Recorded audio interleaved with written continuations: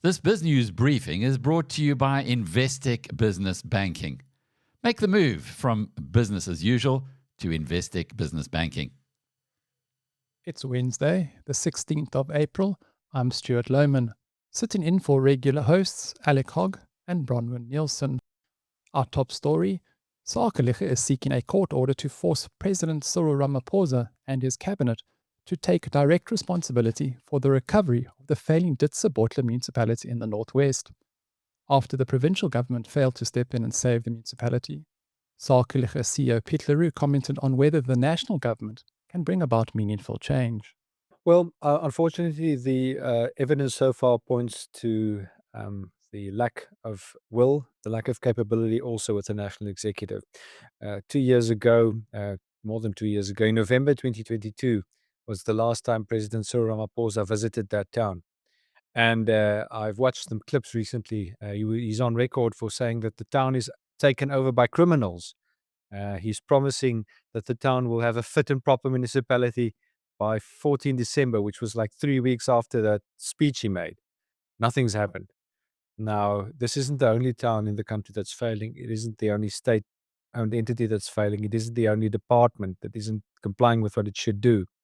So, unfortunately, the evidence points to a president and a cabinet failing to maintain a capable state, one sufficiently capable to recover a municipality. So it's quite possible that this court case and this order does not bring what is necessary, which is why we're also asking the court to keep the papers open so that in the event that the president and the cabinet fail once more in taking up their duty, then we will proceed to ask the court for further relief. And that takes us into uncharted waters because the constitutional provisions only go explicitly as far as saying the president and the cabinet should intervene. That is both a it is both this takes us into unknown legal territory, which has its risks but also its opportunities. And we will seize a Sakeliga on that. And I think the people of towns across this country will seize on that new legal terrain to develop the jurisprudence by which businesses and communities themselves must intervene, because we cannot sit idly by and let towns go to waste and people's lives be in danger just because the state fails in doing what it should. So would that last legal recourse then involve the private sector stepping in to perform what government has failed to do? Would it give them the authority then to do so? Well, not by itself, but in case of emergencies, as we will now see develop when the president and if the president and his cabinet prove impotent in doing what they should be doing in Ditsobotla, then it is inevitable that the help will have to come from somewhere else. And help can only come from people with capital and means and energy. And so it'll be some kind of combination of the businesses in these towns together with the various communities finding ways to tackle the largest problems, the most urgent problems, the most pressing ones, and the ones with the best chance of getting solved with the means they have available. You can get the full interview on BizNews TV on YouTube. Attorney Martin Hood has slammed proposed new gun control regulations as a threat to public safety. Speaking to BizNews journalist Chris Steyn, he says the government sees the private security industry as a threat and explains why their suspicion is misplaced. They do, but it's completely unjustified. The private security industry is not going to be the spearhead of a revolution in this country. It actually stopped that in July of 2021. But for the security industry, the effect of the riots would have been far, far worse. The police were very slow to respond, and we all saw private security at shopping centers stopping the riots. We saw private security in the middle of the riots trying to stop it. So, no way. That's a complete misconception on the part of government. And what we also need to bear in mind is, at ground level, every single reputable security service provider has to and does work hand in hand with the police. They provide a tremendous amount of resources to the police. They work with the police in operations. They provide vehicles. They support police stations even. Not one of the service providers that's come to me has anything bad to say about the police on ground level where they work with them. This is why these proposals seem so wrong, because they don't take into account what happens on the ground. In the world of business banking, projections, numbers, and your bottom line can often triumph over relationships. At Investec, we value both. That's why we understand that running a successful business takes endurance, drive, and partners who are willing to walk the journey with you. Make the move from business as usual to Investec Business Banking. Out of the ordinary. At Sun Exchange, we make going solar simple, profitable, and completely risk-free. Join over 100 satisfied South African customers already enjoying the benefits of risk-free solar. Start saving today. Visit sunexchange.com and join the solar revolution. In the Sunday show with Neil de Beer, the UAM president discussed US President Donald Trump's boycotting of the upcoming G20 summit to be held in South Africa over what Trump refers to as land repossession, land confiscation, and genocide. De Beer also comments on EFF Commander-in-Chief Julius Malema's description of the US president as a tariff-wielding barbarian who will be lucky to still be president come the summit in November. When you meet a moron and this person says to you, there's a certain value, you look at that and you go, take it from whom it comes. I mean, that jumping little jelly toy in his orange little sliver is definitely non-persona non grata in anybody's mind anymore. I mean, this guy, really, do we still take Frikkie Julius Malema serious? I mean, he promised that he will build one school and get into power. He couldn't find the address. Nonsense.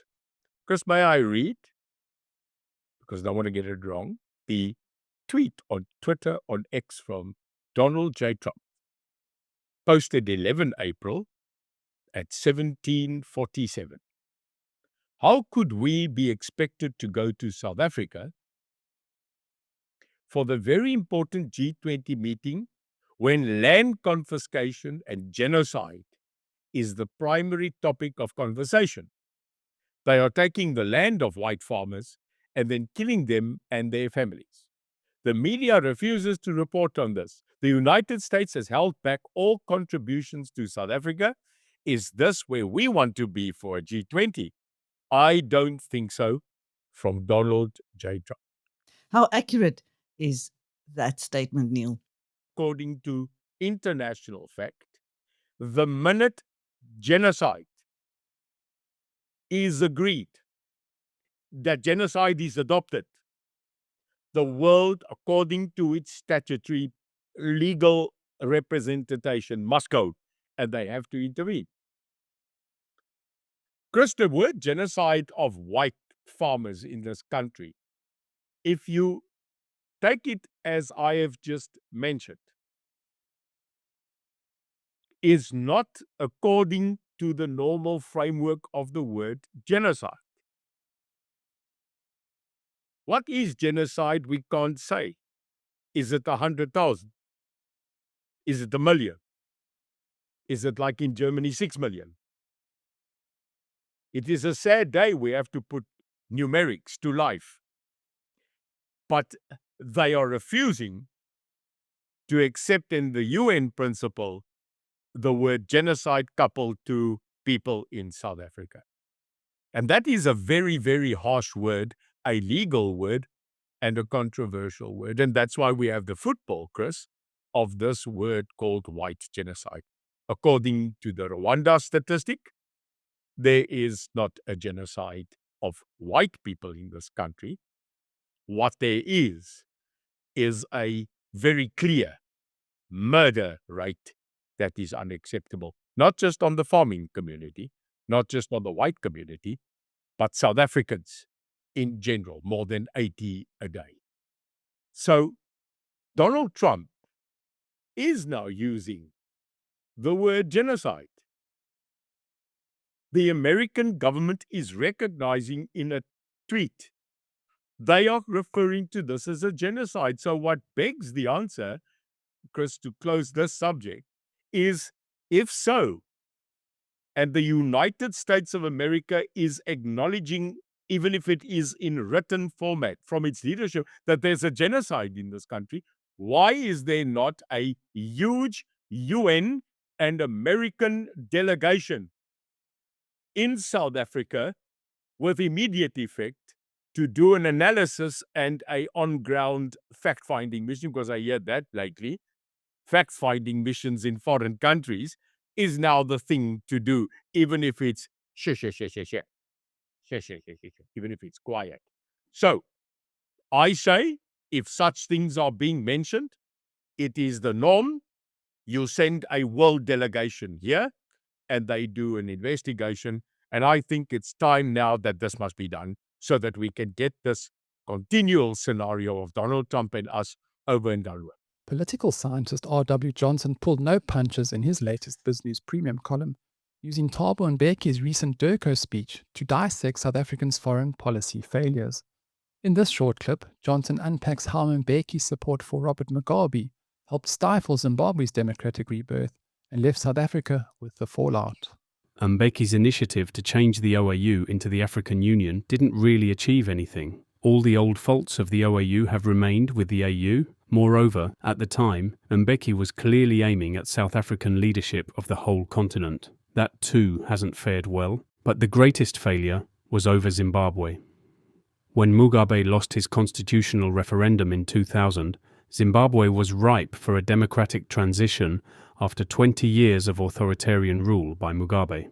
All the polls I conducted in Zimbabwe between 2000 and 2008 uniformly showed a large majority for the MDC, but that party was never allowed to win. To prevent that, Mugabe used torture, murder, intimidation, and straightforward rigging. But the only reason that he was able to get away with that was Mbeki's decision to support him to the hilt. This decision was based on the usual Mbeki paranoia, that the forces of imperialism were planning to overthrow first Mugabe and then all the ruling Southern African liberation movements. This was a huge act of self-harm. Had Mbeki allowed democracy to have its way, Zimbabwe could have been reborn. As it was, the democratic impulse was brutally stifled, and Zimbabwe today is a failed state run by gangsters. South Africa lost one of its most important trading partners and has had to cope with the influx of millions of desperate Zimbabweans. Mbeki's desperate attempts to defend Mugabe earned him the contempt of Tony Blair and doomed NIPAD. It was lose-lose, which makes one wonder about the Aziz Pahad lectures. True, Aziz loyally played his part in all these failures and exhausted initiatives, but there really isn't much to celebrate, let alone commemorate. Mbeki quotes a series of American assessments that there is an increasing threat of Islamic terrorism in Africa. He then turned to the subject of multipolarity, citing an eclectic set of authorities, all agreeing that the post-World War II world order, both economic and political, is over, as is the brief unipolar moment of the 1990s when America ruled supreme. Instead, we not only have a large number of major powers, but an ever-growing number of rising powers. Thus, the benign multilateral world order of the Pax Americana is giving way to a far more complex and confusing situation. For more of Johnson's sharp insights and access to commentary from SA's top thought leaders, join BizNews Premium. From the dusty streets of Philipstown in the Northern Cape comes a homegrown tradition revving up community pride. Artist and organizer K3 told BizNews journalist Linda van Tilburg how the Draadkar Grand Prix, now in its 15th year, is giving local children a moment in the spotlight, and how she's working to grow the project into something much bigger.